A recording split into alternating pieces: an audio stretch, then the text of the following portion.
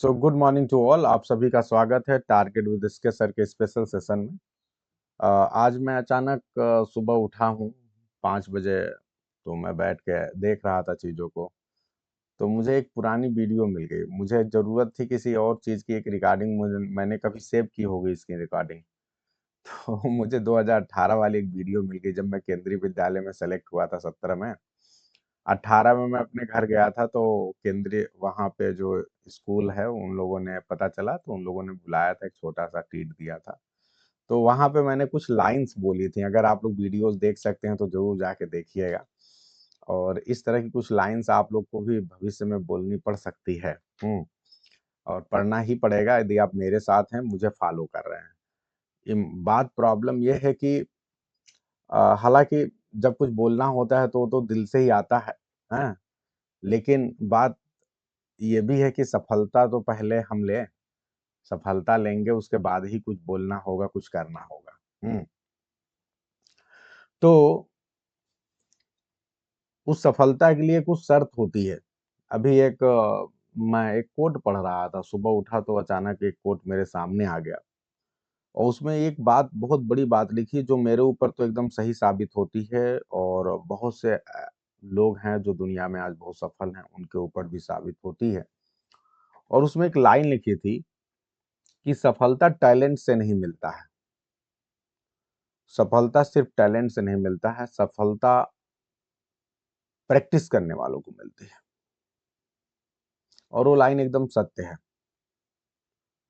आप बहुत टैलेंटेड हैं, हो सकता है, कुछ लोग मानते हैं और कुछ लोग दूसरों को समझते हैं। लेकिन जो टैलेंट आपका होता है, वो टैलेंट केवल आपको शुरुआती दौर में अटेंशन दिलाने में हेल्प कर सकता है। जो बिगिनिंग का टाइम होता है, जैसे आप किसी चीज की शुरुआत करते हैं, या फिर आप कहीं पे जाना है, या कहीं पे प्रेजेंस ऑफ माइंड की बात हुई, तो शुरुआती दौर में थोड़ा सा जो व्यक्ति टैलेंट जिसके पास है, तो उस व्यक्ति का थोड़ा जल्दी दिख जाता है लोगों को, क्योंकि वो थोड़ा फटाफट जवाब देता है। दूसरी बात, थोड़ा ओवर कॉन्फिडेंट भी होता है टैलेंट वाला बंदा। तो शुरू में दिखा देगा वो, जो जलवा उसका होगा।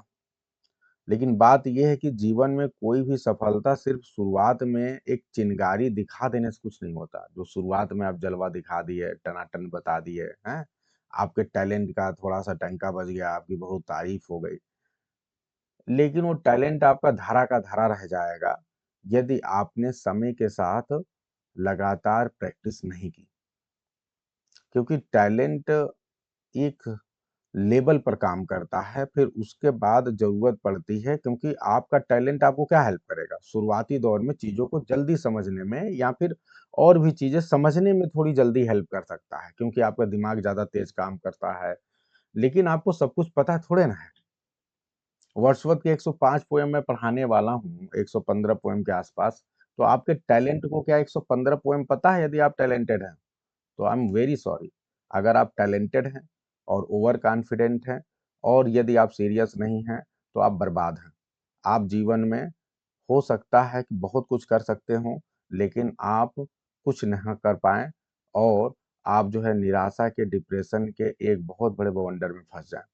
तो मैं बार-बार बताता हूँ, मुझे टैलेंटेड लोग की कोई ज़रूरत नहीं है, क्योंकि टैलेंटेड लोग बहुत ही लापरवाह होते हैं और बहुत ही बेकार किस्म के लोग होते हैं, और तमीज़ नाम की चीज़ भी थोड़ी कम होती है बहुत बार।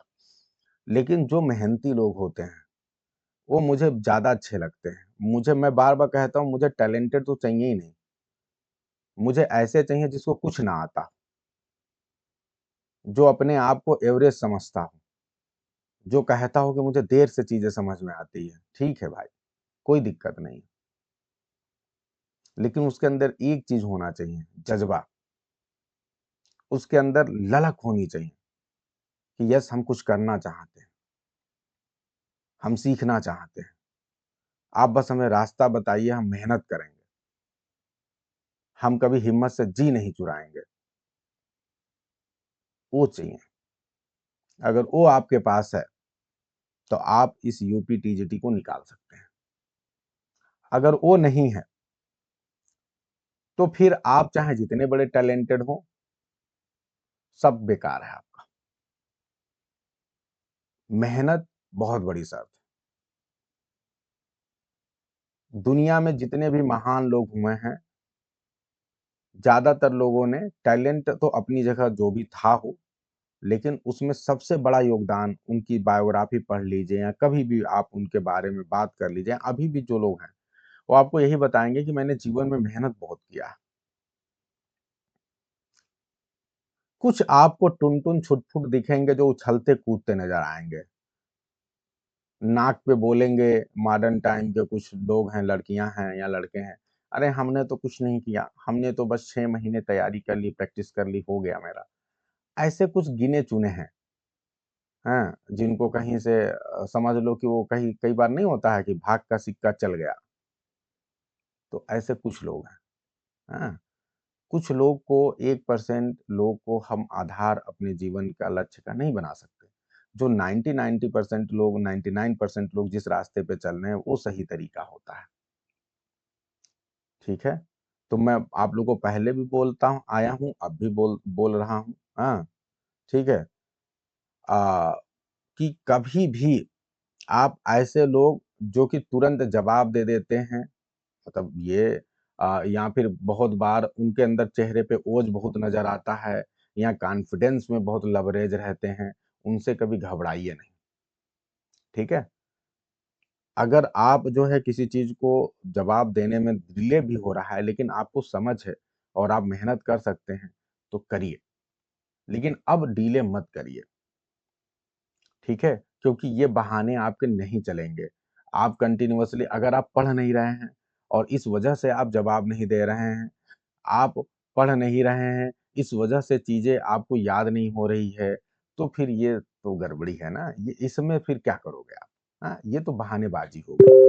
तो कहने का मतलब ये है कि अगर आपको लगता है कि भई अगर एक व्यक्ति के पास टैलेंट है, तो सिंपल सी बात है और वो भी मेहनत कर रहा है, तो सफलता का अवसर उसके लिए ज़्यादा हो जाएगा और आपके पास टैलेंट है, थोड़ी-सी कम आप मानते हैं अपने आप में, एवरेज मानते हैं और आप मेहनत भी नहीं करना चाहते हैं, तो दिक्कत होगा ना आपको।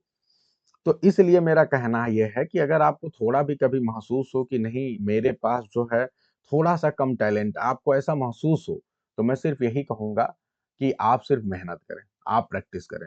मैं ये बात गारंटी के साथ कह सकता हूँ कि जो भी प्रैक्टिस करता है, टैलेंट एक साइड में रख दो। जो भी बंदा प्रैक्टिस करेगा, मेहनत करेगा, उसकी गारंटी एकदम 100% है कि वो सफल कल हो जाएगा। एकदम तय बात।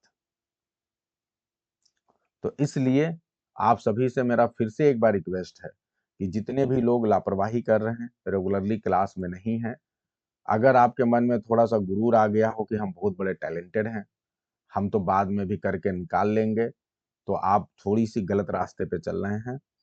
चाहे जैसे कोशिश करिए, मैनेज करिए इस टाइम पे क्लास लेने की। मैं फिर एक बात कहता हूँ, मैं नहीं कह रहा हूँ कि क्लास आप बहुत अटेंटिवली लीजिए।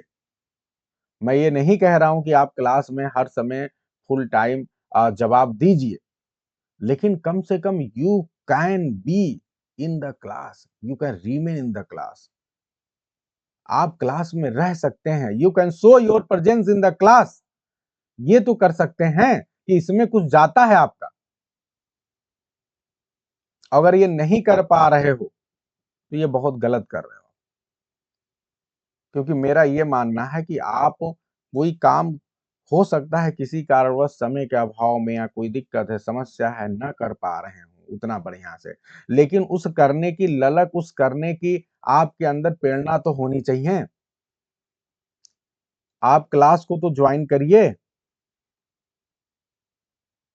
तो क्लास को रेगुलरली जॉइन करिए और कहीं से किसी प्रकार के भ्रम में मत जिइए आप। हम लोगों ने दसों सालों से नौकरी कर रहे हैं और कई ढेर सारी नौकरियाँ निकाली हैं, टॉप रैंक पे निकाला है, बहुत जीवन में सीखा है, ठीक है? आप हमसे बड़े हो सकते हैं, हमसे ज़्यादा अपने आप को समझदार समझ सकते हैं, लेकिन वेरी सॉरी टू से कि हम कॉम्पिटिशन के मामले में आपसे ज़्यादा समझदार हैं, हमें ज़्यादा अनुभव है। और इसलिए जब हम कोई आपको आदेश दें या जब कोई आपको इंस्ट्रक्शन दे या आप कह लीजिए कि आपसे हम रिक्वेस्ट करें कि प्लीज़ ऐसा करिए, तो प्लीज़ करिए, अपना दिमाग ना लगाएँ। दिमाग आप एक बार सफल हो जाइए, फिर आप लगाते रहिएगा, कोई दिक्कत नहीं है। लेकिन अगर आपने अपनी डोर मेरे हाथ में दी है, तो मेरे पे पूरा भरोसा करिए और जिस तरह से मैं अपनी क्लासेस रन कर रहा हूँ, जैसे आपसे कह रहा हूँ, वैसा करिए। अगर आप वैसा नहीं कर पा रहे हैं तो आप एज़ मैं आपका गुरु हूँ और मैं अगर आपको लगातार ऐसा महसूस मुझे हो रहा है कि ये बच्चा लगातार कंटिन्यूअसली मेरी बात नहीं मान रहा है, तो मेरी कभी भी दिल से मन में नहीं आएगा कि आप सेलेक्ट होइए। हालाँकि कभी गुरु किसी का बुरा नहीं चाहता, लेकिन आप लगातार अगर इस तरह से रिएक्ट कर रहे हैं, कंटिन्यूअसली क्लास में नहीं आ रहे हैं, तो मैं आपका भला कैसे सोचूँ? मैं आपके लिए कैसे अच्छे विशेस करूँ? क्योंकि मुझे खुद आप पे भरोसा नहीं है। जब मैं आपको अपनी क्लास में रेगुलरली नहीं देख रहा हूँ, तो मैं कैसे मानूँ कि आप सीरियस हैं? काम सिर्फ़ आपको है, काम हमको भी है, काम हर किसी को है। आपके एग्ज़ाम्स के 2-3 महीने बचे हैं, आपने जीवन भर अपने परिवार के लिए, अपने पति के लिए, अपने बच्चों के लिए काम किया है। क्या जीवन के 2 महीने आपका परिवार, आपका पति या आपके सास-ससुर या जो कोई भी हो, वो एडजस्ट नहीं कर सकता है? आप उनसे बोलिए एडजस्ट करने को, उन्हें बताइए, उन्हें समझाइए कि ये एग्ज़ाम आपके लिए कितना ज़रूरी है, आपने पिछले 5 सालों से कितनी मेहनत की है। अभी इस समय कोई नियम कानून नहीं होना चाहिए आपके लिए। इस समय सिर्फ़ और सिर्फ़ सबका लक्ष्य, आपके पूरे परिवार का लक्ष्य आपका ये एग्ज़ाम होना चाहिए और अगर कोई साथ नहीं दे रहा है तो वेरी सॉरी टू से कि वो आपकी सफलता के लिए उस प्रकार से नहीं तैयार है। आप उन्हें कहिए कि भई मेरे लिए ज़रूरी है, पैसे की ज़रूरत चाहे ना परिवार में हो, लेकिन आपके आत्मसम्मान के लिए, आपके उस दृढ़ प्रतिज्ञा के लिए जो आपने पिछले 5 सालों से मेहनत किया है, पिछली बार भी किया था, नहीं हो पाया आप, इस बार फिर से आपने 4 सालों तक मेहनत की है, एग्ज़ाम का इंतज़ार किया, आज वो एग्ज़ाम की डेट आ चुकी है 5 साल बाद। अब कब आपका कौन है अपना जो साथ नहीं देना चाहेगा? तो please request your family members जो कोई भी है, उनसे सबसे रिक्वेस्ट करिए और ये मत कहिए इस समय सबसे बोल दीजिए मेरे लिए कोई टाइम टेबल मत बनाइए कि नहीं इस समय तुम पढ़ लो, इस समय मैं चाय दे दूँ, इस समय वो कर लो। मैं हर समय जब मुझे मौका मिलेगा मैं पढ़ूँगी, जब मुझे क्लास का लिंक आएगा उस समय मैं करूँगी या करूँगा। क्योंकि अब अंतिम के जीवन के सोचिए उनसे पूछिए जो आपके परिवार में सफल हैं, उन्होंने कैसे तैयारी की? घर परिवार को छोड़ के जाके इलाहाबाद, बनारस, कोई परिवार की चिंता नहीं रहती थी, इस तरह से लोगों ने तैयारी की है। और कोई दिक्कत समस्या भी होती थी तो उनको फ़ोन करके भी नहीं बताया जाता था कि बाबू और चाहे बेटी जो है उसको दिक्कत ना हो। स्पेशली बाबू, भैया को दिक्कत ना हो। उसको घर की कोई समस्याएँ नहीं बताई जाती थी। घर वालों को मना किया जाता था कि दिक्कत भी है तो मत बताना, उसको पढ़ाई में डिस्टर्बेंस होगा। और आज जब आपकी बात आ रही है तो आपके लिए सब कुछ है, आपको सब कुछ करना है और उसके बावजूद अगर थोड़ा बहुत टाइमिंग का इधर-उधर हो जा रहा है तो आपको डाँटा जाएगा कि तुम्हारा तो क्लास ही रहता है, तुम्हारा तो ये है, तो तुम्हारा वो है। नहीं, इस समय आप अपने परिवार को सबको थोड़ा-सा स्ट्रिक्ट बनिए और आपने अगर परिवार के लिए किया है, तो आप गुस्से में हैं, तो परिवार को समझना पड़ेगा, आपको ज़रूरत है सबके हेल्प की। प्लीज़ मैं आपके सारे परिवार वालों को उनको सुनवाइए, बताइए। मैं सभी से रिक्वेस्ट करता हूँ कि ये ज़रूरत है आपके हेल्प की, ठीक है? जो हमारा एस्पिरेंट है, बहुत मेहनत किया है पिछले 4 सालों से, उसका मदद करिए आप लोग। इस तरह नहीं कि कभी तुम्हारा क्लास ऐसे चलता है, तुम्हारा वैसे चलता है, ये सब नहीं, अब 2 महीने बचे हैं। फुल सपोर्ट चाहिए। और आपसे भी मैं रिक्वेस्ट करता हूँ कि खुद आप भी सीरियस बनिए। आपके सीरियसनेस में कमी है तो सामने वाला कहेगा ये तो खुद ही सीरियस नहीं है। हम तो इसको टाइम दिए, ये खुद नहीं कर रही है, खुद ही सो रही हैं, खुद ही वो कर रही हैं। तो ये सारी चीज़ें ध्यान दीजिए भई प्लीज़, है ना? बहुत ज़्यादा सीरियस हो जाइए, ये 2 मंथ आपके जीवन को बदलने वाले हैं। 2 महीने में आपने जो वर्षों मेहनत की है उसका निष्कर्ष निकलने वाला है। ठीक है? प्लीज़ अगर ये एग्ज़ाम हर साल होता तो मैं शायद इतना सीरियस ना होता। अगर ये एग्ज़ाम हर साल होता तो शायद मेरे मन में इस तरह से उबाल ना निकल रहे होते, मैं आपको ऐसे बोल ना रहा होता। मैंने आपके जीवन के संघर्षों को देखा है, मैंने हर दिन आपके दर्द और कष्ट को महसूस किया है। मैंने हर दिन ये देखा है कि आप किस लगन के साथ कैसे आपने अपने आप को जब पिछली बार आपका सिलेक्शन नहीं हुआ, फिर से कैसे अपने आप को आपने तैयार किया और इस राह पे चल पड़े कि नहीं मुझे तो सफलता पानी है, मुझे करनी है। और आज जब सफलता इतनी करीब है, आपका एग्ज़ाम इतने करीब है और आप अपना फुल टाइम, फुल डिवोशन नहीं दे पा रहे हैं, तो मैं आपके फ्रस्ट्रेशन को, आपके कष्ट को समझ सकता हूँ। लेकिन बात यही है कि इस समय आपको भी अपने आप को उतनी मजबूती के साथ, उतनी स्ट्रिक्टनेस के साथ अपने आप को तैयार करना होगा, खड़ा करना पड़ेगा। कुछ लोग नाराज़ हो सकते हैं, कोई बात नहीं। सबको बताइए कि नहीं देखिए, अगर आप नाराज हैं तो आप गलत नाराज हो रहे हैं। पिछले 5 सालों से या पिछले 10 सालों से, 15 सालों से हम आपकी सेवा कर रहे हैं और 2 महीने की बात है, आप नाराज कैसे हो सकते हैं अब? तो गलत तरीके से भी कोई नाराज हो रहा है तो फिर ये उसकी गलती है, आपकी गलती नहीं है। आप इसके लिए बिल्कुल ना परेशान हों। हो जाने दो नाराज 2 महीने के लिए और इसका मतलब ये नहीं हुआ कि अगर आप तैयारी कर रहे हैं, बहुत बार लोग एक चैलेंज की तरह देते हैं और ऐसे कहते हैं कि अरे ठीक है, तुमको तो दे दिया, अब तुम्हारा क्यों नहीं हुआ? ये थोड़े नहीं होता है। हम तैयारी करते हैं, हम मेहनत करते हैं, हम प्रयास कर सकते हैं, लेकिन कोई हम लिख के नहीं दे देंगे कि नहीं भैया हम कर रहे हैं तो हमारा हो ही जाएगा। हम प्रयास बेस्ट करेंगे। आप ईश्वर से दुआ करिए कि हमारा सिलेक्शन हो, लेकिन हम पे इस बात का प्रेशर मत दीजिए कि नहीं सेलेक्ट नहीं होगी तो ये हो जाएगा, वो हो जाएगा। नो, हम मेहनत कर रहे हैं। हम इस बात की गारंटी लिख के नहीं देंगे। हम सिर्फ मेहनत कर सकते हैं। सब कुछ ऊपर वाले के हाथ में है। लेकिन कम से कम वो तो हमें करने दिया जाए। और अगर आप अपने दिमाग में इस बात का प्रेशर लेके तैयारी करेंगे, मैं निश्चित तौर पे कह सकता हूँ आपके चांसेस बहुत कम हो जाएँगे। जब आपके दिमाग पे इस बात का प्रेशर रहेगा कि मेरा सिलेक्शन नहीं होगा तो मेरा क्या होगा? मुझे फिर से वो सपोर्ट नहीं मिलेगा, ये सब ऐसा मत सोचिए आप। आप ये सोचिए कि यस मेरा सिलेक्शन होगा, इसमें कोई डाउट नहीं है। लेकिन आप ये भी सोचिए, अपने मन में रखिए कि अगर बाय चांस कहीं ऐसा हुआ कि नहीं हुआ, मैं मेहनत कर रही हूँ, फिर भी मैं अपने आप को खड़ा कर लूँगी। क्योंकि आपने मेहनत किया, आपने ज्ञान बटोरा है, ज्ञान कभी बेकार नहीं जाता, खराब नहीं जाता। इस बात को अपने दिमाग में रखिए। हमेशा अपने आप को खड़ा करने का सोचिए, ठीक है? सफलता-असफलता अपनी जगह है, लेकिन अगर आप जीवन में जम के मेहनत कर रहे हैं, तो निश्चित तौर पे सफलता मिलेगा, इसमें कोई डाउट नहीं है। हम आपके लिए पूरा एफर्ट कर रहे हैं, लगा रहे हैं। मैंने अपनी वर्ड्सवर्थ की किताब बनाई, आप सोचिए मैंने आज तक अभी इसे अमेज़न पे नहीं डाला, फ्लिपकार्ट पे नहीं डाला, किसी बुक स्टॉल को नहीं दी, यहाँ तक कि आप में से भी मैं कुछ सेलेक्टेड लोग को दे रहा हूँ। क्यों कर रहा हूँ ऐसा?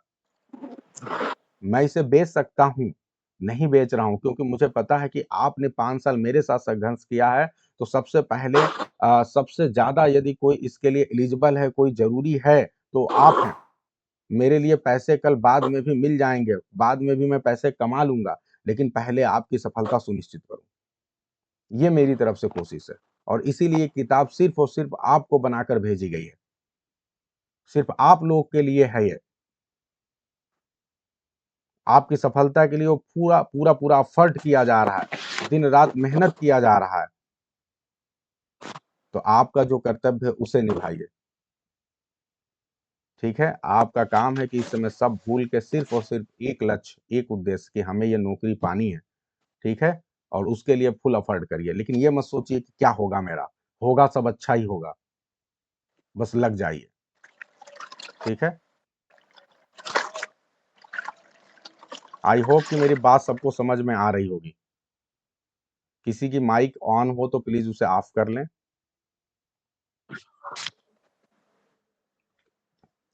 चलिए, आज की क्लास को स्टार्ट करते हैं। आज के लिए इतना मोटिवेशन बहुत है और ये मोटिवेशन दिल से है। आप सभी को बताऊँ, अगर मेरी कोई भी बात ऐसी रहती कि जो केवल दिखावे के लिए है या कुछ ऐसे लिए, तो वैसी कोई बात ही नहीं है ना? मैं हमेशा दिल से बोलता हूँ, दिल से अपने एस्पिरेंट से जुड़ता हूँ और दिल से आपकी सफलता की कामना करता हूँ। इसलिए मेरे आवाज़ में आपको हो सकता है लगे कि गुस्सा हो, दर्द है, सब कुछ है क्योंकि मुझे पता है कि जितना आपने मेहनत किया है, उतना मेहनत मैंने किया है। मैं आपके साथ खड़ा रहा हूँ। अगर आपको सफलता नहीं मिलती है तो ये मेरी असफलता है। सबसे ज़्यादा दुःख मुझको होगा और फिर मुझे इस बात का आभास होगा कि ये ऐसा इसलिए हुआ क्योंकि आपने मेरी कही हुई बात नहीं मानी, मेरे तरीके से नहीं चले, तो फिर बड़ा खराब लगता है, ठीक है?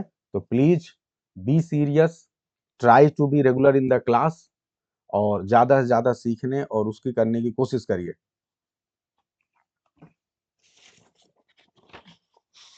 चलिए, तो अब आपके सामने क्वेश्चन्स है और ये जो क्वेश्चन है ये हमने जो आपको बुक दी है वहाँ से ही है। जो मैंने बुक में आपको पूरी-पूरी वर्ड्सवर्थ की बायोग्राफी दी है, वहाँ से ये क्वेश्चंस मैंने बनाए हैं। आई होप कि you are ready for the same. Should I start the question answer session? आपको जो भी जवाब आता है you can write in the comment box, ठीक है? चलिए, तो where was William Wordsworth born? William Wordsworth का जन्म कहाँ हुआ था? बताइए। यस, तो अगर आप देखेंगे तो इसका आंसर होगा कुकर माउथ कम्बरलैंड। ठीक है, तो right answer will be cooker mouth Cumberland. ठीक है, चलिए आगे बढ़ते हैं। दूसरा क्वेश्चन आप सभी के सामने स्क्रीन पे है। Who who was Wordsworth father? Wordsworth के फादर कौन थे? A cloth merchant, a French army officer, a lawyer, a legal officer and headmaster of Hawkshead. तो बहुत क्लियर है, a lawyer, a lawyer and legal agent. ठीक है, बहुत अच्छा जी। आगे बढ़ते हैं। वर्ड्सवर्थ वाज, बताइए किस नंबर का चिल्ड्रन था ये? Wordsworth was first of 5 children, second of 5 children? Yes, तो he was second of 5 children. Very right. थोड़ा तेजी से कर रहे हैं क्योंकि आपके लिए मैं आज 75 क्वेश्चंस बना के लाया हूं। ठीक है, मैं चाहता हूं पूरी पूरी बायोग्राफी आपके आंखों के सामने गुजर जाए। How old was William when his mother Ann Cookson dies? ठीक है, विलियम वर्ड्सवर्थ कितने सालों का था जब उसकी माता एन कोक्सन की डेथ हो गई थी? तो 8 साल का, 8 इयर्स ओल्ड था। बहुत अच्छा। आप लोगों से रिक्वेस्ट है, आपके 75 क्वेश्चंस हैं, मुझे एंड में आप जितने राइट बता रहे हैं मुझे एंड में आपका स्कोर चाहिए। ठीक है, तो आप एक पेज पे 1 टू 75 नोट कर लें, 1 टू 75 नोट कर लें फटाफट, या फिर आप टिक करते जाएं आप, और मुझे एंड में बताइएगा। जो सही है वो टिक करिए, जो गलत है उसको क्रॉस करिए। एंड में मुझे बताइए कि आउट ऑफ 75 आप कितने नंबर पाए, प्लीज। ठीक है, चलिए। तो माता जी का नाम तो सभी को पता चल गया, एन कुक्स। ठीक है, एन कुक्सन। ठीक है, और कितने नंबर थे, कितने साल के थे ये जब उनकी डेथ हो गई? तो मात्र 8 साल के थे। आप लोगों ने बना लिया अभी, 1 टू 75 बना लिया है? जल्दी करें, जल्दी करें। ठीक है, एक बार बना ले, 25 का बना ले, 25 एक बना लीजिए, उसी लाइन में आगे 25, फिर आगे 25, ऐसे हो जाएगा। ठीक कर लीजिएगा। Which river provided a rural paradise for the young Wordsworth children? बताइए किस रिवर ने जो है वर्ड्सवर्थ को क्या दिया? एक रूरल पैराडाइज, एक स्वर्ग जैसा अनुभूति दी। ठीक है, जब वर्ड्सवर्थ जो है चिल्ड्रन था, तो बताइए कौन सा है वो रिवर? आप लोग को प्रील्यूड यदि पढ़ा हो तो वहां भी था ये। ठीक है, तो रिवर डरवंट। ठीक है, रिवर डरवंट। बहुत अच्छा जी।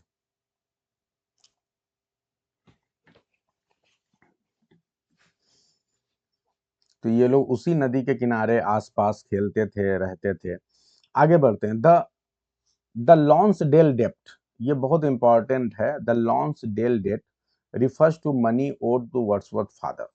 बताइए ये जो है लॉन्सेल डेट जो है,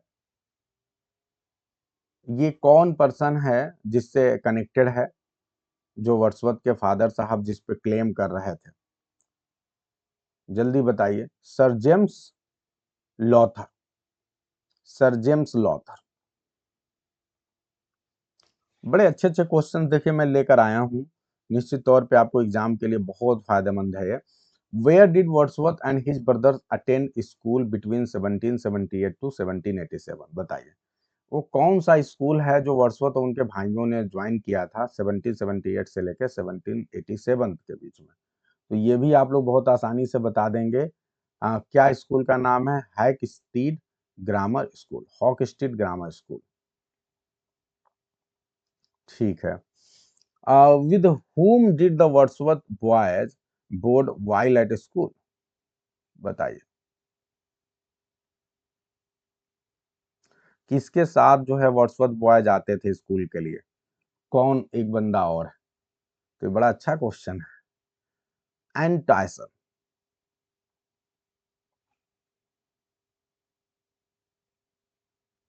ठीक है, एन टायसन के साथ जो है ये भी इनकी चाइल्डहुड फ्रेंड है। तो ये ध्यान रखना, अच्छा क्वेश्चन है ये, ऐसे क्वेश्चन आ जाते हैं। ठीक है, आगे बढ़ते हैं। Which which sibling was Wordsworth particularly close to throughout his life? बताइए वर्ड्सवर्थ अपने भाई बहनों में कौन है जिसके साथ जीवन भर क्लोज रहे? तो आई होप कि बहुत आसानी से इसका जवाब आप लोग को पता होगा। वो कोई और नहीं, वो ड्रोथी है।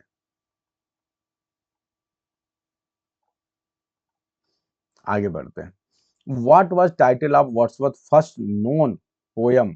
ये बहुत बेहतरीन क्वेश्चन है। बताइए वर्ड्सवर्थ का जो फर्स्ट नॉन पोयम है, उसका टाइटल क्या है जो 1787 में इन्होंने कंपोज किया था? बताइए। ये क्वेश्चन बहुत ही शानदार है ना, यही ये देखो सब बर्बाद हो जाओगे आप लोग, ये क्या चल रहे हो? एन इवनिंग वॉक तो पब्लिश हुआ है भाई, अनपब्लिश्ड की बात हो रही है। इवनिंग वॉक, डिस्क्रिप्टिव स्केचेज, देखो ये अब तक दूसरे यूट्यूबर्स पढ़ा रहे हैं, इसीलिए गड़बड़ हो रही है। इसका जवाब होगा द वैली ऑफ अर्थवेट। क्या आप लोगों ने नोट्स नहीं देखा क्या? मेरा नोट्स देखिए, जितने भी दूसरे लोग हैं वो सब वही ये दो पोएम के नाम बताते हैं, ठीक है, एन इवनिंग वॉक और एक और जो है, ठीक है। नोट्स देखिए, हमने सीधे सीधे आपसे लिखा अनपब्लिश्ड, ये पब्लिश नहीं हुआ था, ये अनपब्लिश था, जब ये स्कूल डेज में थे तभी लिख दिया था, ठीक है। तो डेट भी दिखा करिए, अनपब्लिश्ड भी यहाँ पे लिखा हुआ है, ये भी ध्यान दीजिए, ये कभी आया ही नहीं। आगे बढ़िए, education and French revolution, education and French revolution वाला जो सेक्शन है, यहाँ से आप क्वेश्चन देखते हैं। चलिए, which college did Wordsworth attend at Cambridge? Cambridge का कौन सा कॉलेज वर्ड्सवर्थ ने ज्वाइन किया था? Can anyone tell? कैम्ब्रिज का कौन सा कॉलेज था जो वर्ड्सवर्थ ने ज्वाइन किया था? देखिए, आप लोग ऐसे एग्जाम में गड़बड़ियां होती हैं, क्वेश्चन आपके सामने था लेकिन आप लोग मैक्सिमम लोग गलती कर गए, क्योंकि प्रॉब्लम यह है कि हम बहुत सी चीजों को उस तरह से नहीं पढ़ पा रहे हैं, और अब मौका मिल रहा है तो उसे पढ़िए। तो Saint John's College, Saint John's College, yes. आगे बढ़ते हैं। How do biographer describe Wordsworth academic performance at university? Biographer जो है इनका है, अक्सर इनके जितने भी बायोग्राफर्स को देखेंगे, वर्ड्सवर्थ का जो एकेडमिक परफॉर्मेंस है, जैसे मिल्टन का आप देखेंगे तो मिल्टन का क्या है? आउटस्टैंडिंग। वर्ड्सवर्थ का परफॉर्मेंस कैसा है? क्या बढ़िया है? बताइए। हाँ, तो हाईली नहीं है, ठीक है, क्वाइट है, क्वाइट अनडिस्टिंग्विश्ड, ठीक है। तो ये थोड़ा सा ध्यान रखिएगा, हर का सबका अपना अपना वो होता है, ठीक है। तो एग्जैक्ट जो है ये वर्ड यूज किया गया है, ठीक है।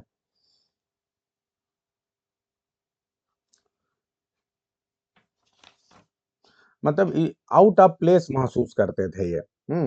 जो एकेडमिक परफॉर्मेंस मिल्टन वगैरह का देखेंगे वो बहुत हाई था। उनके कंपैरिजन में ये लोग उतना बढ़िया वर्ड्सवर्थ का एकेडमिक परफॉर्मेंस नहीं था, ठीक है। चलिए आगे बढ़ते हैं। इन 1790 Wordsworth went on a walking tour of Europe and crossed the, ये वॉकिंग टूर ऑफ यूरोप पे जाते हैं और किस पर्वत को ये क्रॉस करते हैं यूरोप में? तो यूरोप में ये पर्वत है आपका आल्पस, बहुत ही फेमस पर्वत है, ध्यान रखिएगा, ठीक है। आगे बढ़ते हैं। Wordsworth became politically born again as a republican in France under the influence of, बताइए। ये रिपब्लिकन जो है बनने की कोशिश करते हैं फ्रांस में, किसके इन्फ्लुएंस की वजह से? किसका इन्फ्लुएंस इनके ऊपर पड़ता है? तो माइकल, यस, माइकल बुपो,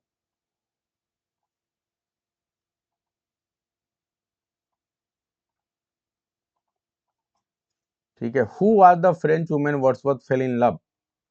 कौन सा ऐसी फ्रेंच वुमेन है जिसके साथ वर्ड्सवर्थ जो है प्यार में 1791 में पड़ गए? बताइए जल्दी से, ये तो बहुत फेमस है, ठीक है, एनेट वेल।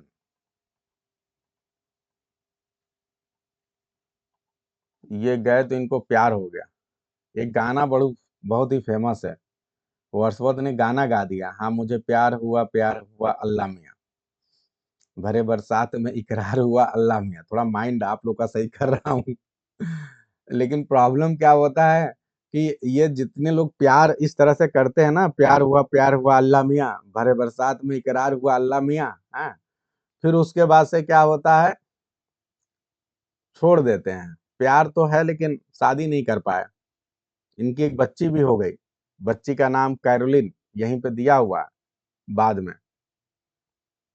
लेकिन ये चलिए कम से कम वही है कि बाद में अपनी गलती समझते हैं और रिस्पॉन्सिबिलिटी लेने की बात करते हैं, हाँ। चलिए, what was the name of the Wordsworth daughter born in France? Wordsworth के डॉटर का नाम क्या था जो फ्रांस में पैदा हुई? तो हर नेम वाज कैरोलिन। ठीक है। कैरोलिन कब पैदा हुई थी? Can anyone tell? 1792। 1792 में कैरोलिन का जन्म हुआ था। चलिए आगे बढ़ते हैं। Why was Wordsworth force to return to England in 1792? लेकिन जैसे बच्ची का जन्म हुआ, वर्ड्सवर्थ को 1792 में ही अपने घर लौटना पड़ा। क्यों लौटना पड़ा? पैसे नहीं थे, फैमिली का प्रेशर था, अरेस्ट कर लिया गया था, या उसे मैरी से शादी करना था, या कैम्ब्रिज ग्रेजुएशन कंप्लीट करना था। तो सबसे बड़ी प्रॉब्लम थी कि इनके पास पैसे नहीं थे, और फैमिली, इंग्लैंड में भी गृह युद्ध चल रहा था, सिविल। तो इसकी वजह से प्रॉब्लम थी, इसलिए इनको कहा गया कि जल्दी से आ जाओ। फ्रांस में भी सिचुएशन सही नहीं था। तो इसलिए इनको भागना पड़ा। तो बताइए भाई, यही चीज है, पैसा बहुत बड़ी चीज है। इससे क्या पता चल रहा है आप लोग को कि अगर इनके पास वर्ड्सवर्थ के पास पैसा रहा होता, हम्म तो वर्ड्सवर्थ साहब शायद, जो फ्रेंच जो है इनकी मेहरारू रहती है, मतलब एन वेनेट जो है इनके घर पे गई होती। लेकिन पैसा की दिक्कत आ गई, तो फिर ये चले गए छोड़ के। लेकिन फिर भी अब भाई, अब इससे क्या हो गया, वर्ड्सवर्थ साहब दूसरी भी शादी हो गई है। चलिए कोई बात नहीं। Which political group did Wordsworth consider joining in Paris? Hmm बताइए, कौन सा पॉलिटिकल ग्रुप जो है वर्ड्सवर्थ ने पेरिस में ज्वाइन किया था? अच्छा क्वेश्चन है। जिरोंडिस। ये अच्छा क्वेश्चन है, बहुत ही अच्छा क्वेश्चन है।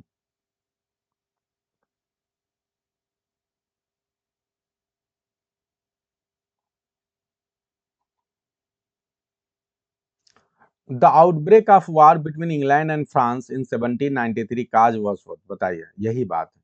जो इंग्लैंड और फ्रांस के बीच में वार हुआ, वार चल रहा था उस समय 1793 में, तो ये वार स्टार्ट हो चुका था। ठीक है। और इससे पहले ही चूंकि बवाल चल रहा था, तो इसलिए इनको अपने घर लौटना ही था।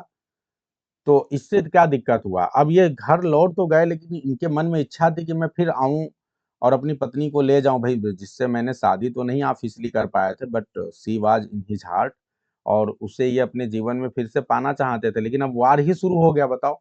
इनका तो प्यार बड़ा खतरनाक है। प्यार किए बेचारे, बच्ची भी हो गई, लौट गए। उस समय प्रेशर में सोचे थे कि फिर हम दोबारा बुला लेंगे, यहाँ आ जाएंगे, लेकिन हो ही नहीं पाया। तो इससे बेचारे बहुत ही ज्यादा स्पिरिचुअल क्राइसिस में आ गए। ठीक है। Catastrophic spiritual crisis. ठीक है, बहुत ज्यादा टूट गए बेचारे। Which cold abstract rationalism did Wordsworth briefly turn to during his despair?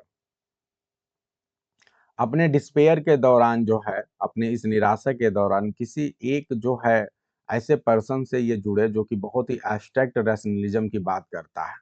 बताइए कौन वो पर्सन है जिससे ये कनेक्ट हुए इस दौरान? तो विलियम गॉडविन। ध्यान रखिएगा, विलियम गॉडविन बहुत ही आ, जो है उस समय के बहुत ही फेमस जो है फिलोसफर थे। ध्यान रखिएगा, बहुत ही फेमस। आप लोगों को पता है क्या, एक पीबी सेली साहब हैं, क्या वो भी विलियम गॉडविन से किसी प्रकार से कनेक्टेड हैं? Can anyone tell? वो कैसे कनेक्टेड हैं? वो तो ज्यादा खतरनाक तरीके से कनेक्टेड था। पीबी सेली भी इनसे बहुत ज्यादा प्रभावित था। इतना ज्यादा प्रभावित है कि उनके रोज घर आता जाता था, और घर आते जाते कब बेटी से प्यार हो गया पता ही नहीं चला। बेटी नाबालिग, उससे प्यार हो गया। और ये भी रेवोल्यूशनरी टाइप के थे। हाँ, स्मार्ट लगते थे, चिकने लड़कियों जैसे थोड़े देखते थे ये भी। अब उसके बाद क्या हुआ कि ससुर जी जबरदस्ती बना लिए। ससुर जी हैं थोड़े ना, लड़की को ही भगा ले गए उनकी। और एक लड़की को भगाते तो समझ में आता, उसके साथ एक दूसरी बहन थी, उसको भी भगा ले गए। ठीक है, मतलब कजिन थी दोनों। ये तो जबरदस्ती का ससुर बनाना हुआ ना।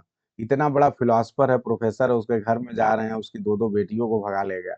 हाँ, बड़ी प्रॉब्लम है। तो ये गलत एग्जाम्पल पेश करते हैं पीबी सेली यहाँ पे। चलिए, इनकी माता जी कितनी टैलेंटेड थी? जो फ्रैंकेनस्टेन आप पढ़ते हैं, साइंस फिक्शन पहला लिखने वाली इनकी माता जी इतनी टैलेंटेड फैमिली से थे।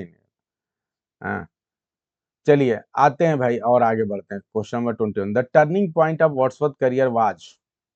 वर्ड्सवर्थ बहुत इस समय आप सभी को पता है गरीब हैं, दिक्कत में है, प्रॉब्लम में है, अपनी लाइफ में भी काफी बैकवर्ड महसूस कर रहे हैं, ब्रेक डाउन महसूस कर रहे हैं, पैसे की बहुत दिक्कत है। इसी दौरान वर्ड्सवर्थ के जीवन में एक इनका दोस्त आता है जो इनके जीवन के लिए बहुत बड़ा काम करता है। अब उसकी डेथ होने वाली है तो उसने अपने मृत्यु से पहले 900 पाउंड जो है इनको दे देता है। ये एक बड़ा अमाउंट था वर्ड्सवर्थ के लिए उस समय और इससे उनको बहुत ज्यादा फायदा होता है और उसका नाम क्या है, रिजली कालवर्ट। तो ये ध्यान रखिएगा, बहुत ही इंपॉर्टेंट पॉइंट है ये और अक्सर आपके एग्जाम में पूछता है। अगला क्वेश्चन है, इन 1791 Wordsworth and Dorothy setup a home together. Wordsworth and Dorothy ने अपना होम कहाँ पे स्टैब्लिश किया था 1795 में? बहुत अच्छा क्वेश्चन है, ये बहुत ही अच्छा क्वेश्चन है। तो Racedown Lodge, Racedown Lodge वहां पे इन्होंने अपना जो है घर स्टैब्लिश किया। Coleridge describe William Dorothy. Coleridge ने जो है William and Dorothy and himself तीनों लोग को क्या बोला है? बहुत ही अच्छी बात है। 3 पर्सन्स एंड 1 सोल, 3 पर्सन और 1 सोल, ऐसा बोला है। क्योंकि इन इन तीनों में बहुत अच्छी दोस्ती थी, लगभग हर समय एक दूसरे के साथ रहते थे, समय बिताते थे, डिस्कशन करते थे पोएट्री लिटरेचर को। तो इसीलिए बोला। Where did the Wordsworth move in 1797 to near Coleridge. अब वर्ड्सवर्थ और कॉलेरिज में इतना ज्यादा अच्छे संबंध थे कि वर्ड्सवर्थ को ये लगने लगा कि मुझे कॉलेरिज के पास में और जाना चाहिए। तो ये कॉलेरिज के पास में कौन सी ऐसी जगह है जहां पे फिर अपने आप को ये मूव किए? ये भी अच्छा क्वेश्चन है 1797 में। तो इस जगह का नाम है एल्फोक्सडेन। एल्फोक्सडेन याद रखेंगे आप लोग। तो ये कई बार एग्जाम में क्वेश्चन पूछता है। ये वर्ड्सवर्थ के जो अलग अलग प्लेसेज हैं उसको अलग अलग प्लेसेज के हिसाब से घर नाम दिया गया। अभी आपने रेस डाउन देखा 1795 में और अब आपने 1797 में एल्फोक्सडेन हाउस में पहुंचते हैं। आगे बढ़ते हैं। Which famous 1798 volume launch the romantic as. बताइए कौन सा 17, ये तो बहुत आसान है, हैं? तो लिरिकल बैलेड है या पोएम्स इन 2 वॉल्यूम्स है? बताइए लिरिकल बैलेड या पोएम्स इन 2 वॉल्यूम्स। तो इसका राइट आंसर होगा लिरिकल बैलेड। फटाफट बताइए भाई। Lyrical ballad. आगे बढ़ते हैं। In their collaboration what's Coleridge focus was on the. बताइए जब ये कोलाबोरेशन हुआ तो कॉलेरिज का फोकस कहाँ पे था, वर्ड्सवर्थ का फोकस कहाँ था?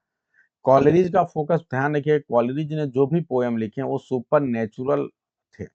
ध्यान रखिएगा, कॉलेरिज जो है सुपर नेचुरल चीजों में बहुत विश्वास करते थे, मिस्ट्री उनके पोएट्री में नजर आती थी, तो वो है। और थिंग्स ऑफ एवरीडे कौन लिखते थे? वो लिखते थे आपके वर्ड्सवर्थ साहब। Wordsworth goal in lyrical ballad was to focus on. Wordsworth का गोल लिरिकल बैलेड में किस चीज पे फोकस करना था? जल्दी बताइए, किस चीज पे उन्होंने फोकस किया वर्ड्सवर्थ ने?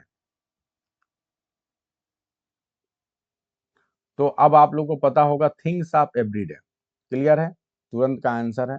आगे बढ़ते हैं। Which poem conclude 1798। बहुत अच्छा क्वेश्चन है। 1798 का जो लिरिकल बैलेड का वॉल्यूम था उसमें सबसे लास्ट में कौन सा पोएम है? जल्दी बताएं, फास्ट। तो सबसे लास्ट में आपको आता है टिंटन अभी। टिंटन अभी पोएम आपको सबसे लास्ट में मिलता है। टिक करते जाएं। अकॉर्डिंग टू टिंटन अभी, what are 3 stages of Wordsworth relationship with nature. बहुत बेहतरीन क्वेश्चन है, मन खुश हो जाना चाहिए आपको ये देखकर। टिंटन अभी के हिसाब से यदि आप बात करें तो वर्ड्सवर्थ के कौन से वो 3 स्टेजेस हैं जो आपको देखने को पड़ता है, मिलता है, जो नेचर के उसके रिलेशनशिप को दिखाता है? तो बॉयहुड, यूथ एंड मेच्योरिटी, ये 3 आपको जो है क्लियरली दिखाई पड़ता है। Where did the Wordsworth spend a bitterly cold isolated winter in 1798 and 99। बताइए ये जो है टाइम जो है, इस टाइम में वर्ड्सवर्थ जो है बहुत ही ठंडा वाला जो है समय बिताते हैं। कहाँ पे बिताते हैं, कौन सा जगह है? तो याद रखिएगा गोसलर। जो लूसी पोएम्स हैं कही जाती हैं कि गोसलर में ही लिखी गई थी। ठीक है, गोसलर में बहुत ढेर सारे इन्होंने पोएम्स लिखे थे, अपने कंपोज किए थे जर्मनी में। तो बहुत ही बेहतरीन, मजा आ रहा है भाई डीपर से डीपर लेवल पे। अच्छा लग रहा है कि नहीं बताइए भाई। ओवरहालिंग हो रही है, पूरा ओवरऑल रिवीजन डीपर से डीपर लेवल पे चल रहा है। ये क्लास आप लोग को जो मैं दे रहा हूँ, ये समझ लो एकदम अलग प्रकार की क्लास है। बस ये है कि अब आपको सफलता पानी है तो कुछ सोचना नहीं है मेरे को। The grass मियर and great period, अब चलते हैं भाई। What is the considered the golden age of Wordsworth career? Wordsworth के करियर का गोल्डन एज जो है किस टाइमिंग को माना जाता है, जिस समय उन्होंने अपने बेस्ट लिखे? तो याद रखिएगा 1799 से लेकर 1808 का समय जो है, ये वो टाइम है जिस समय वर्ड्सवर्थ ने अपने बेस्ट जो है पोएम्स वगैरह लिखे थे। In 1802 William and Dorothy went to Calais to meet Annette Vallon. Calais कौन सी जगह है? ये फ्रांस में एक जगह है कैलेस, ठीक है, क्लायस बोल लीजिए। तो यहाँ पे ये क्लायस गए थे एनेट वेलन से मिलने के लिए। किस लिए गए थे? 1802 में। 1792 में इनकी लड़की हो गई है। अब लड़की 10 साल की हो गई है जब ये जाते हैं उसके बाद। और हमको ये नहीं समझ में आता है कि लोग को हो क्या जाता है। विदेशों में कुछ ज्यादा है, जब तुम जा सकते हो अब उससे मिलने के लिए, तो तुम उससे शादी क्यों नहीं कर ले रहे हो भाई? तो उससे जाके परमिशन लेते हैं कि भैया परमिशन दे दो तुम मुझे कि मैं तुम्हें जीवन से निकाल रहा हूं, मैं तुम्हें जीवन से भुला रहा हूं। हाँ मुझे प्यार हुआ, अल्लाह मियाँ को उल्टा कर रहा हूं। हैं? ये कहानी हो रही है। ये बताओ, गलत बात है भाई। उस औरत को कैसा महसूस हुआ होगा? हाँ? अरे पैसा तो मिल गया, वो तो अलग बात है। पैसा मिल गया तो मतलब, कभी कह रहे थे दिक्कत है इसलिए नहीं आ पाया, अब जब हो गया तो कम से कम जाके उसको ले आए होते अपने घर पे। लेकिन अब इनको भाई दूसरे से प्यार हो गया, प्यार बदलता रहता है। हु डिड वर्ड्सवर्थ मैरी इन अक्टूबर 1802? हाँ, वर्ड्सवर्थ से जो है कौन शादी करता है 1802 में? तो मैरी हचिंसन शादी करती है।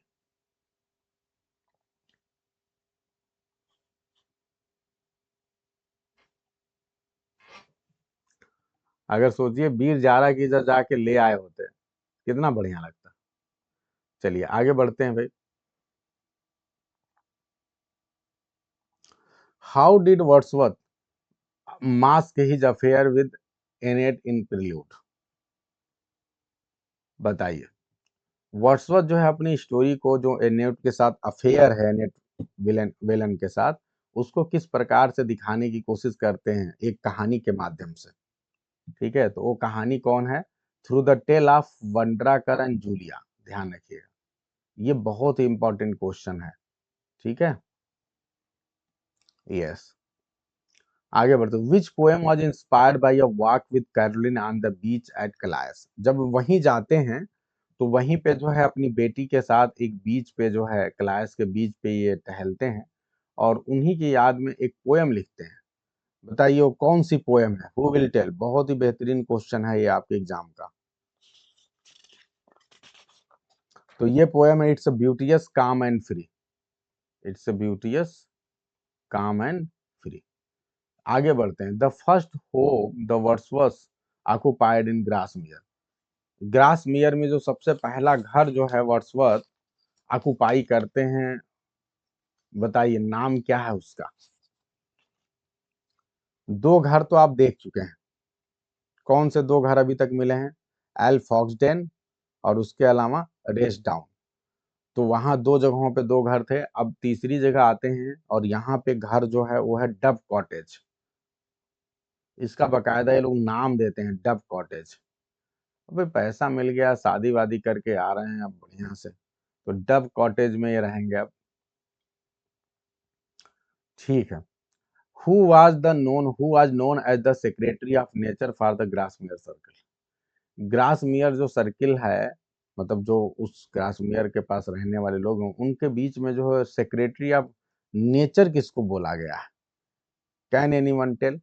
तो भाई सिंपल सी बात है, डोरोथी वर्ड्सवर्थ ही हैं जो सेक्रेटरी ऑफ नेचर हैं। सब कुछ ध्यान दे रही हैं। तो ये है। आगे बढ़ते हैं। Which drug addiction contributed to the decline of college health? बहुत अच्छा क्वेश्चन है। कॉलेज बहुत ही टैलेंटेड पर्सन थे, लेकिन इनको नशा लग गया था ओपीएम का। तो अब आप सभी बताइए कौन सा, आप समझ गए ना, ओपीएम यदि न लिख के आए तो कम से कम ये जो दूसरी चीज है ये ध्यान रखिएगा, ठीक है, लॉर्डनम, ठीक है, ये ओपीएम का ही टाइप है। तो ये उसे जो है उसकी वजह से इनको लत लग गई, फिर ये गाना गाने लगे, लत लग गई, लत लग गई, फिर बर्बाद हो गए बेचारे। वर्ड्सवर्थ से भी झगड़ा हो गया इनका। क्या है गाना, लत लग गई मेरी, लत लग गई, हाँ तेरी लत लग गई, ओपीएम की लत लग गई, हाँ। इन 1802 द वर्ड्सवर्थ रिसीव्ड 8,500, क्या बात है, बहुत ज्यादा रुपया मिल गया। जो वर्ड्सवर्थ हैं, यानी जितने भी लोग हैं भाई बहन, सबको कितना मिलता है, 8,500 मिलता है। कौन मर जाता है जिसकी मृत्यु के बाद मिलता है, बताइए। हाँ, द बैड अर्ल ऑफ लॉन्सडेल, जो बैड अर्ल ऑफ जिसको बोला गया है, जब वो मर जाता है तो इनको पैसा मिलता है। इसका नाम क्या है, बैड अर्लवा का नाम बता दो जी। बैड अर्ल का नाम क्या है, जेम्स लॉथ, जेम्स लॉथर, LOWTHER। कब मरा था जेम्स लॉथर, 1802 में। जैसे वो मर गया तो फिर उसका जो उत्तराधिकारी आया उसने सारा पैसा कहा दे दिया। इनका पैसा बहुत दिनों से मरा पड़ा हुआ था, दबाया हुआ था वो। Yes. How did in 1802 financial windfall affect Wordsworth career. 1802 में जो फाइनेंशियल विंडफॉल होता है, यानी खूब ज्यादा पैसे जो इनके पास आते हैं, हाँ, छप्पर फाड़ के कहते हैं ना, छप्पड़, विंडफॉल होने का मतलब छप्पड़ फाड़ के। तो ये छप्पड़ फाड़ के पैसा जो 1802 में वर्ड्सवर्थ के पास आता है, उससे वर्ड्सवर्थ के करियर को क्या फायदा मिलता है। अब वर्ड्सवर्थ क्या कर सकता था, तो it gave him the independence to focus on the philosophy and poetry. अब वो इंडिपेंडेंट हो गए, अब वो किसी जॉब किसी चीज की उनको जरूरत नहीं, इतने पैसे आ रहे हैं कि अब ये अपनी पोइट्री पे फोकस कर सकते हैं। चलिए अब हम थोड़ा वर्ड्सवर्थ के कुछ मेजर पोएम्स और उससे रिलेटेड जो कॉन्सेप्ट्स हैं उनको पढ़ते हैं और समझते हैं। In the preface to 1800 lyrical ballad, Wordsworth argues for using. बताइए, जो 1800 का प्रीफेस आता है उसमें वर्ड्सवर्थ क्या आर्ग्यू करते हैं, क्या यूज करना चाहते हैं, क्या कहते हैं कि यूज करना चाहिए। एलिवेटेड पोएटिक डिक्शन, क्या इसे करना चाहिए। The language really use by man, तो यस यही वाला सही है।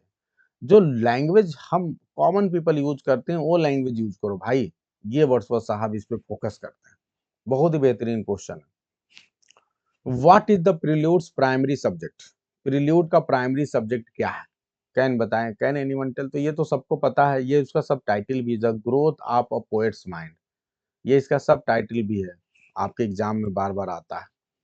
टिक करते जाएं आप, और ये नहीं कि नहीं आ रही तो मुझे तो आ ही रहा था, फिर बाद में बता दें मेरा तो सर 75 के सारे सही है क्योंकि मुझे तो सभी आ रहा था। हाँ, टिक हो रहा है ना सभी का, मुझे रिजल्ट चाहिए अभी तुरंत बाद। चलिए आगे बढ़ते हैं। Wordsworth term for specific childhood memories that provide power, ये बहुत ही अच्छा क्वेश्चन है। जो वर्ड्सवर्थ चाइल्डहुड की मेमोरीज है जिससे महसूस करते हैं कि मुझसे मुझे पावर मिलता है, उसको क्या नाम देते हैं, टर्म यूज करते हैं। बहुत ही अच्छा क्वेश्चन है ये। स्पॉट्स ऑफ टाइम, ये कई बार आपके एग्जाम में, नेट एग्जाम में एक बार क्वेश्चन आया था कि स्पॉट्स ऑफ टाइम जो है किस पोएट से रिलेटेड है। तो ध्यान रखिएगा, वर्ड्सवर्थ, वर्ड्सवर्थ ये टर्म देते हैं, अपने पोएम में कई बार यूज करते हैं ये प्रिल्यूड में। आगे बढ़ते हैं। Which poem mourns the loss of visionary gleam of childhood. बताइए कौन सा ऐसा पोएम है जो चाइल्डहुड के विजनरी ग्लीम को मोन करता है कि भैया ये खत्म हो गया, बताइए अब नहीं रहा। जो ईश्वर का दैवी तत्व है, जो एक बच्चा जब जन्म लेता है तो उसमें मिलता है, उस समय के साथ क्या हो जाता है, करप्ट हो जाता है, खत्म हो जाता है, धूमिल हो जाता है। कौन सी पोएम बात करती थी, ये ओड इंटीमेशन ऑफ इमोर्टैलिटी बात करती है। बहुत ही बेहतरीन पोएम है और बहुत अच्छे से मैंने 3 लेक्चर 1.5 घंटे के लिए, 1-1 घंटे के प्लस के, एक बार देखिएगा आप। The solitary reaper was inspired by a tour. आप बताइए, सॉलिटरी रीपर जो है, जो पोयम लिखा गया, ये टूर कहीं ये लोग करने गए, उससे इंस्पायर था। किस जगह का टूर करने गए थे ये लोग, स्कॉटलैंड, स्कॉटलैंड का टूर करने गए थे। तो वहीं पे इन्होंने एक लड़की को देखा और फिर उसी से इंस्पायर होकर इन्होंने ये पोएम लिखा। What is the popular title for poem beginning. अब देखते हैं कौन बता पा रहा है। I wondered I wandered lonely as a cloud, इस पोयम का एक सब टाइटल भी है, कई जगहों पे इस सब टाइटल से इसको जाना जाता है। इसका सब टाइटल क्या है भाई? ये बहुत इजी एंड फेमस क्वेश्चन है, डैफोडिल्स। अच्छा, in the Daisy poem, Daisy poems भी इन्होंने लिखा है। द फ्लावर, तो डेजी क्या है? डेजी एक फ्लावर है। तो जो flower is compare to the following except, flower कई चीजों से कंपेयर किया जाता है इस चीज के अलावा। तो बताइए एक चीज के अलावा अन्य कई चीजों से, यानी कौन कौन चीजें हैं जिनसे फ्लावर को आप कंपेयर करते हैं? बताइए, बहुत ही बेहतरीन क्वेश्चन है।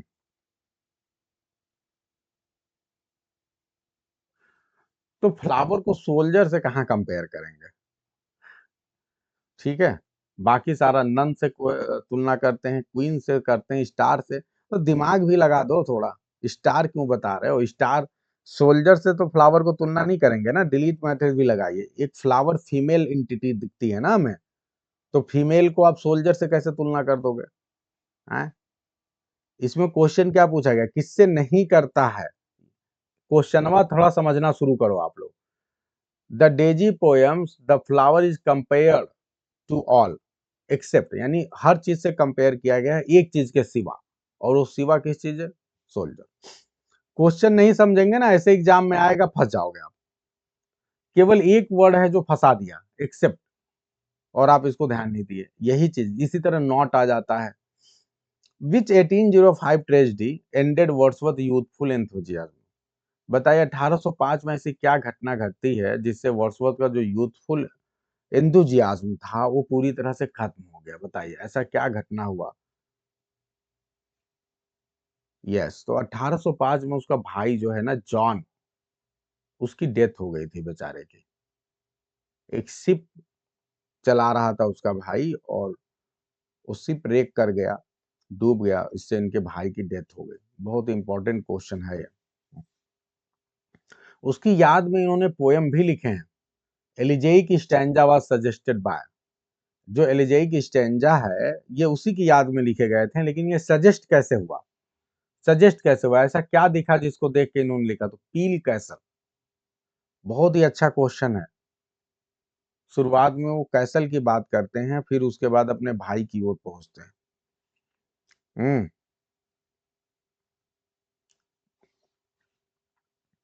चलिए, who is the mysterious subject of a famous series of 5 poems, बताए। बहुत अच्छा क्वेश्चन।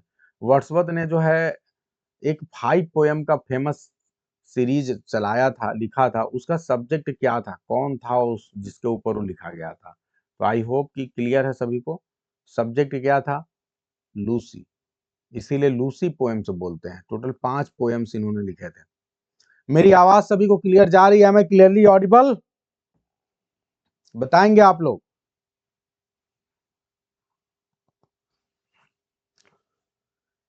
आगे बढ़ते हैं भाई। 50 क्वेश्चन कर लिया आप लोगों ने भाई, लग रहा है 50 कर दिया आप लोगों ने। 50 क्वेश्चन कर दिया, और बड़े अच्छे अच्छे क्वेश्चन थे। अब आगे बढ़ते हैं 51 पे। अब देखते हैं वर्ड्सवर्थ साहब अपने जीवन में और थोड़ा उम्र हो गए हैं, क्या है, बूढ़े हो रहे हैं, अब क्या करते हैं। In 1813 Wordsworth was appointed to which government post, Wordsworth को किस गवर्नमेंट पोस्ट पे जो है वर्ड्सवर्थ को अपॉइंट किया था? तो सिंपल सी बात है, डिस्ट्रीब्यूटर ऑफ स्टैम्प्स। बहुत ही अच्छा क्वेश्चन है।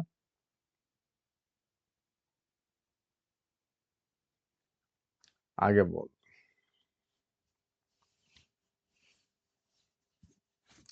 एक क्वेश्चन यहीं पे ध्यान दें, मैं बता दे रहा हूं आपको, अगर आप बता पाए तो बड़ा अच्छा लगेगा। वो कौन सा प्लेस था, किस जगह के लिए इनको डिस्ट्रीब्यूटर ऑफ स्टाम्प्स बनाया जाता है? मतलब कोई प्लेस होगा ना, जैसे आप कहीं के बनाए जाएंगे ना, किसी जिले के या किसी जगह के, तो इनको डिस्ट्रीब्यूटर ऑफ स्टैम्प्स किस जगह का बनाया गया था, ये बता पाएंगे आप लोग? सुप्रिया, किताब तो नहीं खोली हो? जल्दी से, नोट्स तो नहीं कोई खोल, ये सब नोट्स खोल के बता रहे हो क्या आप लोग? नोट्स बंद है कि नहीं सभी का?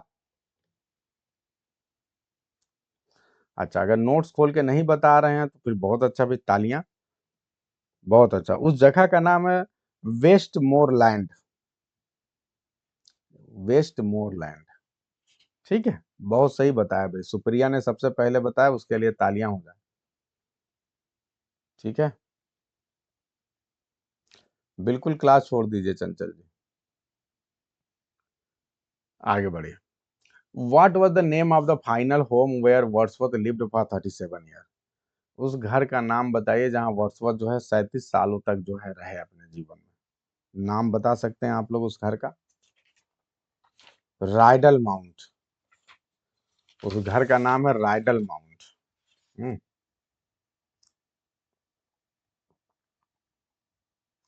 चलिए आगे बढ़ते हैं। Younger poets criticise Wordsworth move toward conservatism in the poem.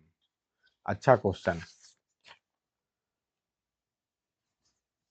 बताइए। एक इनका पोएट है, ठीक है, उन्होंने जो है एक,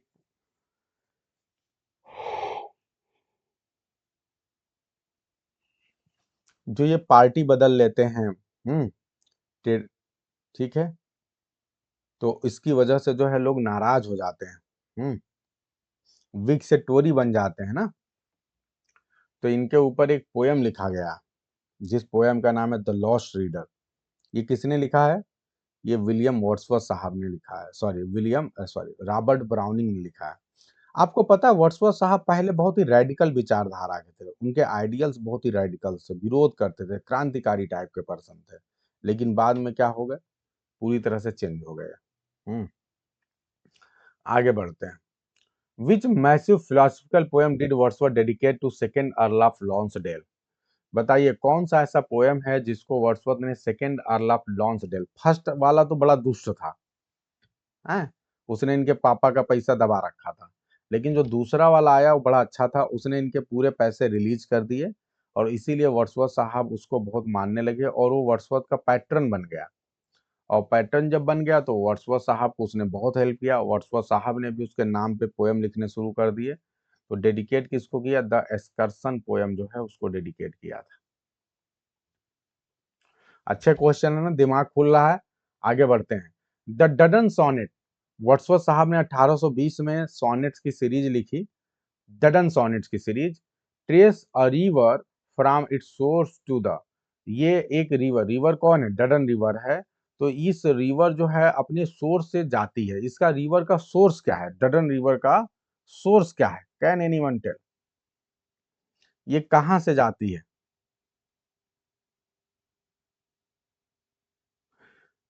अपने सोर्स से जाती है कहाँ? चलो ठीक है, ये कहां से निकलती है? लेक डिस्ट्रिक्ट से निकलती है, लेकिन जाती कहां को है?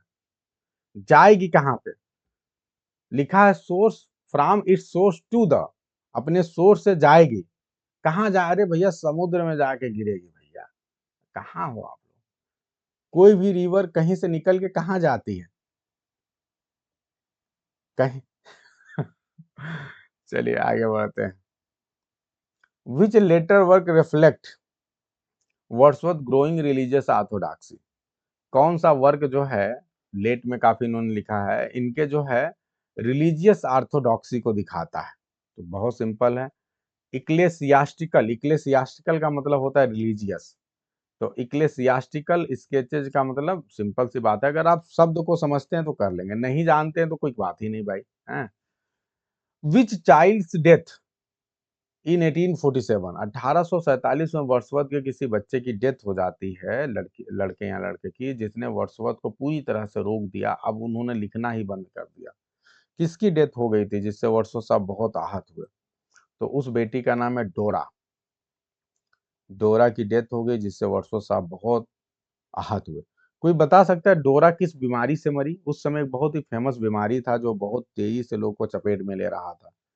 डोरा किस बीमारी से मरी? उस समय ये लाइलाज बीमारी हो गया था, लग गया तो मरना ही है। प्लेग से नहीं मरी भाई, ट्यूबरकुलोसिस, टीबी, टीबी हो गया था इसको। प्लेग से तो पूरा पूरा गांव ही साफ हो जाता था, टीबी से मरी है। 1843 Wordsworth succeeded whom as poet laureate? बताइए, वर्ड्सवर्थ साहब 1843 में पोएट लॉरिएट बने, किसको इन्होंने सक्सीड किया, किसके बाद ये बने? तो ये बड़ा famous question, Robert Southey. Robert Southey के स्थान पे वर्ड्सवर्थ साहब जी क्या बने? पोएट लॉरिएट बने। आगे बढ़ते हैं। Who succeeded Wordsworth as poet laureate in 1850? अब वर्ड्सवर्थ साहब को किसने सक्सीड किया, इनके बाद कौन आया, तो सिंपल सी बात है Alfred Lord Tennyson. What was unique about Wordsworth tenure as poet laureate, Wordsworth जब पोएट लॉरिएट के बीच में थे तो इन क्या यूनिकनेस था, इनको क्या कह के पोएट लॉरिएट बनाया गया था, तो इनको कहा गया था तुमको कोई भी ऑफिशियल पोएट्री नहीं लिखनी है, बस तुम इस पद पे आ जाओ। इन्होंने मना कर दिया था कि मैं बहुत बूढ़ा हो गया हूँ, मुझे नहीं चाहिए, तो कहा गया अरे नहीं अब ज्वाइन कर लो। ठीक है, आगे बढ़ते हैं। Wordsworth political shift in later life was toward the, ठीक है, अपने जीवन के अंतिम दिनों में वर्ड्सवर्थ साहब का पॉलिटिकल शिफ्ट किस पार्टी से हो गया था, बड़ा अच्छा क्वेश्चन है, आप सब लोग को बार बार बता रहे हैं, टोरी पार्टी, ये टोरी पार्टी से कनेक्ट हो गया, Tory party and Church of England. Wordsworth died on April 23 1850 which is also the birth and death day of, ये बहुत ही अच्छा क्वेश्चन, वर्ड्सवर्थ साहब अप्रैल 23 को डेथ हुई थी, बताइए कौन ऐसा महान राइटर है जो अप्रैल 23 को ही जन्म और मृत्यु हुआ था। ठीक है, तो ये तो बहुत सही बता रही हो आप सुप्रिया जैन की सेंट जॉन है, लेकिन सेंट जॉन तो इसमें दिया नहीं है, हैं? तो इसलिए विलियम शेक्सपियर हुआ। दूसरी एक महत्वपूर्ण बात है कि विलियम शेक्सपियर का जन्म और बर्थ बर्थ दोनों हुआ था, सेंट जॉन का सिर्फ जन्म हुआ था, ये ध्यान रखना है। हाँ, चलिए, where is William Wordsworth buried, William Wordsworth को बरी कहाँ किया गया था, दफनाया कहाँ गया था इनको, तो ये भी बड़ा ही पॉपुलर क्वेश्चन है, सेंट ओसवाल्ड चर्चयार्ड, ठीक है, यहाँ पे इनको दफनाया गया था। आगे बढ़ते हैं, who publish the completed version of prelude after Williams death, William Wordsworth की तो डेथ हो गई, उसके बाद अभी भी एक इनकी बहुत ही फेमस बुक 1850 में ही आती है, वो कौन सी बुक है, वो प्रील्यूड है। तो प्रील्यूड का कंप्लीट वर्जन लाने वाला कौन है, इनकी पत्नी लेकर आती है, मैरी वर्ड्सवर्थ। आगे बढ़ते हैं, the harvest of quiet eye refers to Wordsworth belief in gathering knowledge through, बताइए ये वर्ड्सवर्थ के किस बिलीफ को दर्शाता है। हार्वेस्ट ऑफ क्वाइट आई, बताइए, ऑब्जर्विंग नेचर, ऑब्जर्विंग नेचर। आगे बढ़ते हैं, how much was annuity Wordsworth settle on his daughter Caroline 1816, 1816 में वर्ड्सवर्थ अपनी बेटी के लिए एक एनुअल जो है अमाउंट फिक्स करते हैं, एनुअल पेंशन, और अपनी बेटी कौन सी बेटी, कैरोलिन, ठीक है, तो उसके लिए कितने रुपए ये सेट करते हैं, कितने पाउंड, 30 पाउंड, याद रखिएगा 30 पाउंड। चलिए, बहुत अच्छा क्वेश्चन, क्वेश्चन नंबर 67 की ओर चलते हैं, which critic attacked 1807 volumes as being mediocre and childish, ये बहुत बेहतरीन है, 1807 में जो इनका वॉल्यूम आया था पोएम्स इन टू वॉल्यूम्स, उसकी आलोचना करते हुए क्रिटिक ने कहा कि बहुत ही एवरेज टाइप का है, चाइल्डिश नेचर का लिखा गया है। वो कौन है जो क्रिटिक इनका इतना बड़ा दुश्मन था, तो जैफरे, फ्रांसिस जैफरे, वर्ड्सवर्थ की बहुत आलोचना करता है। The great period was filled by a partnership with which philosopher, जो इनका ग्रेट पीरियड था वर्ड्सवर्थ का, वो पार्टनरशिप में चला और किसी के साथ ये कनेक्ट होके चले थे, उसका नाम क्या है, सैमुअल टेलर कॉलरिज, इसमें तो कोई डाउट ही नहीं है। आगे बढ़ते हैं अगले क्वेश्चन की ओर, इन द सोनेट लंदन 1802, ये जो सोनेट है लंदन 1802, वर्ड्सवर्थ इनवोक्स विच पोएट, किस पोएट को ये जो है आह्वान करते हैं, तो ये भी बहुत ही फेमस है, मिल्टन को आह्वान करते हैं। आगे बढ़ते हैं, Wordsworth believed growing up in nature made one better than growing up, ये कहते हैं कि नेचर के बीच में ग्रो अप करना ज्यादा बेहतर है किस चीज में ग्रो अप करने की बजाय, तो आर्टिफिशियल सिटीज, ये जो आर्टिफिशियल सिटीज है उसकी बजाय तो बेहतर है कि आप नेचर के बीच में जो है ग्रो करिए। वैसे भी और सारे ऑप्शन डिलीट मेथड का इस्तेमाल करेंगे तो यही सही होगा। What was the title of the giant philosophical work Wordsworth never completed, बताइए वो कौन सा बड़ा वर्क है जो वर्ड्सवर्थ ने कभी कंप्लीट नहीं किया था, ठीक है, उसका नाम बताइए। इस वाले में लोग गलत कर सकते हैं, प्रिल्यूड बता सकते हैं। प्रिल्यूड तो पूरे हो गए थे, पूरे 14 पार्ट में आए, 13 पार्ट में आया, पहले 2 पार्ट में आया। तो उस वर्क का नाम है रिक्लुस, रिकुलुस। और वैसे भी ध्यान रखिएगा, ये रिकुलुस जो है इसी का प्रिल्यूड है। ये प्रिल्यूड, प्रिल्यूड का मतलब इंट्रोडक्टरी पार्ट। तो बताइए रिकुलुस का वो इंट्रोडक्टरी पार्ट है प्रिल्यूड, जो कि 14 पार्ट में है। हालत खराब हो जाएगा। How did Wordsworth view September massacre in France? जो सितंबर मसाकर हुआ था फ्रांस में, इसको वर्ड्सवर्थ जो है कैसे देखते हैं, बताइए।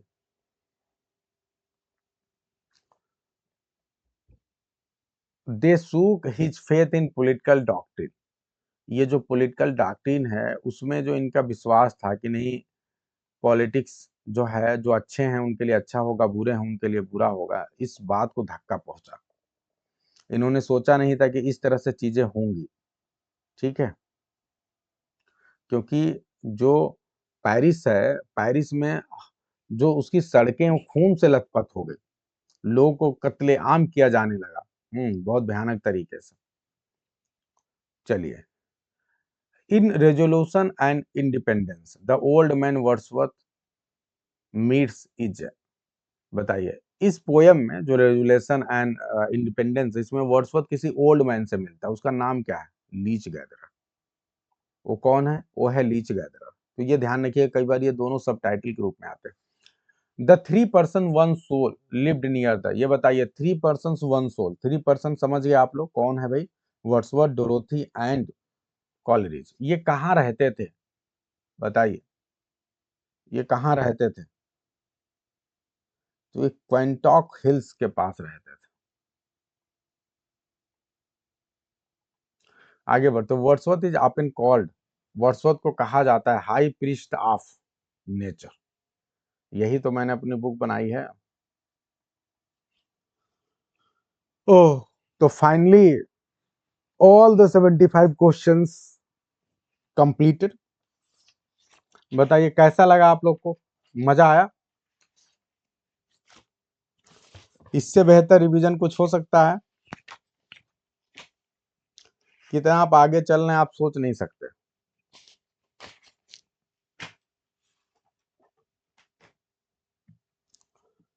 तो इसी के साथ आज की क्लास को एंड करते हैं। उम्मीद है कि जो जो भी चीजें मैंने बताई उसे बहुत ध्यान से सुनेंगे आप लोग। हाँ, अपना रिजल्ट बता दो। विजय लक्ष्मी ने केवल रिजल्ट बताया, विजय लक्ष्मी ने 70 सही किए हैं, बहुत सही भाई। क्षमा ने 69, अनामिका ने 71, सोनम ने 70। अच्छा अच्छा, अच्छे से पढ़ा आपने सुप्रिया 3 दिन में, बहुत अच्छा जी। प्रियंका दुबे 70, अनीता पांडे सही बता दीजिए। अच्छा, 7 रैंक हुए 69, ठीक है, मतलब सब लोग 65 से लेके 70 के बीच में पा रहे हैं, बहुत अच्छा। देखिए आपको टॉपिक पहले से बता दिया जा रहा है, आप पढ़ के आ रहे हैं तो निश्चित तौर पे अच्छा करेंगे। अब जो अगली क्लास होगी उसमें आपको क्या करना है, ए लेटर वाले जितने भी पोएम्स हैं उनको करके आइए, ठीक है, उसे करते हैं। इसी के साथ आज की क्लास को एंड करते हैं। सभी को गुड डे, बाय बाय।